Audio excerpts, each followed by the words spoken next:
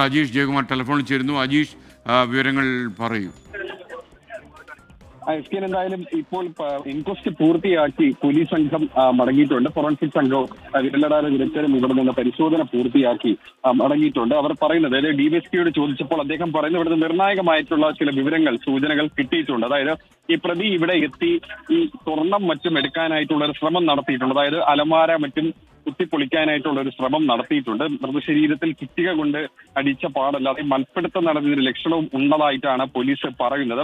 ആ ലക്ഷണവുമുണ്ട്. ഈ പോലീസ് ഏതാണ്ട് 2-3 മണിക്കൂർ വിശദമായ പരിശോധനകൾ നടത്തിയിട്ടുണ്ട്. ലത്തീഫ്, ഭാര്യ സാജിദ ബീഗം, ഈ രണ്ടുപേർ 63 വയസ്സും 53 വയസ്സുമാണ്. ഇവർ രണ്ടുപേരും മാത്രമായിരുന്നു ഈ വീട്ടിൽ ആ സമയം ഉണ്ടായിരുന്നത്. ഇന്നലെ ഉച്ചയ്ക്ക് ലക്ഷണവുമുണ്ട്. പോലീസ് ഏതാണ്ട് 2-3 മണിക്കൂർ ഇവിടെ വിശദമായ പരിശോധനകൾ നടത്തിയിട്ടുണ്ട്. ലത്തീഫ്, ഭാര്യ സാജിദ ബീഗം, ഈ രണ്ടുപേർ 63 വയസ്സും 53 വയസ്സുമാണ്. ഇവർ രണ്ടുപേരും മാത്രമായിരുന്നു ഈ വീട്ടിൽ ആ സമയം ഉണ്ടായിരുന്നത്.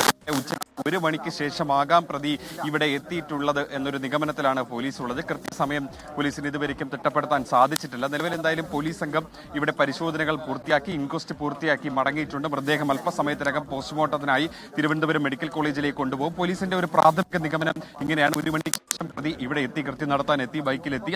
അതിനുശേഷം ഇരുവരെയും ചുറ്റിക്കൊണ്ട്, അതായത് ഇവരുടെ ശരീരത്തിൽ മൽപ്പിടുത്തം നടന്നതിന്റെ ലക്ഷണങ്ങൾ ഉള്ളതായിട്ടാണ് പോലീസ് പറയുന്നത്. ഈ ലത്തീഫിന്റെ മൃതദേഹം ഈ ഹാളിനകത്തെ സോഫയിൽ, മൃതദേഹം തറയിലും നിലത്ത്,